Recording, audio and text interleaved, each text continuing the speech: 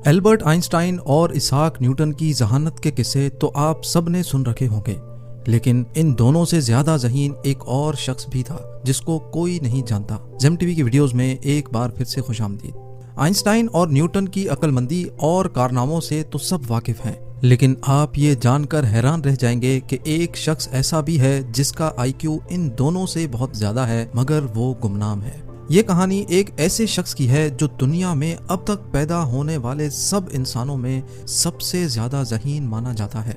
Albert Einstein का IQ level 160 था, Isaac Newton का IQ 190 था, लेकिन जिस शख्स की बात हम आज करने जा रहे हैं उसका IQ लेवल 260 था, यानी एल्बर्ट आइंस्टाइन और इसाक न्यूटन से भी कई ज्यादा। इस शख्स का नाम है विलियम जेम्स। यकीनन आपने इसका नाम भी नहीं सुना होगा। विलियम जब 8 साल का था तो वो 8 मुख्तलिफ जबानें बोलता था। विलियम 1898 में अमेरिका के शहर न्यूयॉर्क में पैदा हुआ। उसके माँ बाप इंतहाई ज़हीन लोग थे।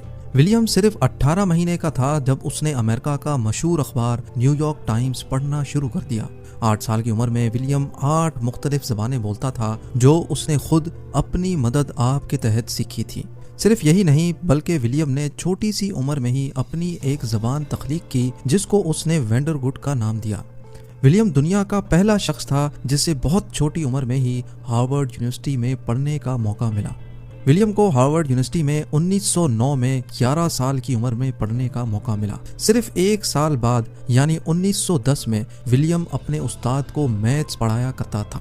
इस छोटे से बच्चे की जहानत देखकर इसको चाइल्ड प्रोडिजी का खिताब दिया गया, यानी ये एक ऐसा बच्चा था जिसमें अपनी उम्र से बहुत ज्यादा सलाहियत मौजूद थी।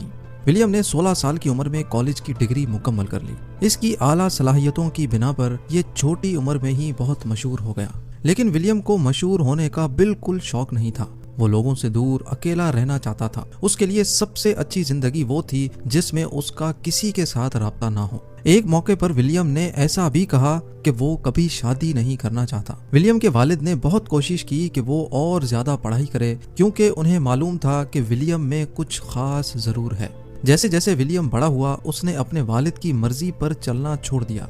वो जानता था कि अगर वो आगे बढ़ेगा तो लोग उसे और ज्यादा जानने लगेंगे। यहाँ तक कि इसी वजह से उसकी अपने वालिद के साथ शदीद लड़ाई भी हो गई। लड़ाई इतनी शदीद थी कि विलियम के वालिद की 1923 में वफात हुई तो वो इनके जनाजे पर भी नहीं गया। गुमनाम रहने के लिए विलियम ने छोटी मोटी नौकरियां की, लेकिन अक्सर ऐसा होता था कि लोग उसे फिर भी पहचान लेते थे। वही लोग जो इससे प्यार करते थे और इसके बारे में अच्छी बातें लिखते थे, अब इसके खिलाफ लिखना शुरू हो गए। विलियम ने वर्ल्ड वॉर 1 में जंग के खिलाफ आवाज उठाई, जिसके नतीजे में उसे 18 महीने की कैद हुई, लेकिन उसके खानदान वालों ने उसकी बेल करवा ली। विलियम ने अपनी जिंदगी का बकिया हिस्सा तन्हाई में गुजारा। उसका अपनी फैमिली के साथ भी कोई राब्ता नहीं था। यहाँ तक कि उसने अपना पेट पालने के लिए लोगों के छोटे मोटे काम तक किए। वो इंसान जो अपनी जहानत से बहुत कुछ कर सकता था, कुछ किए बगैर सिर्फ 44 साल की उम्र में दुनिया से चल बसा।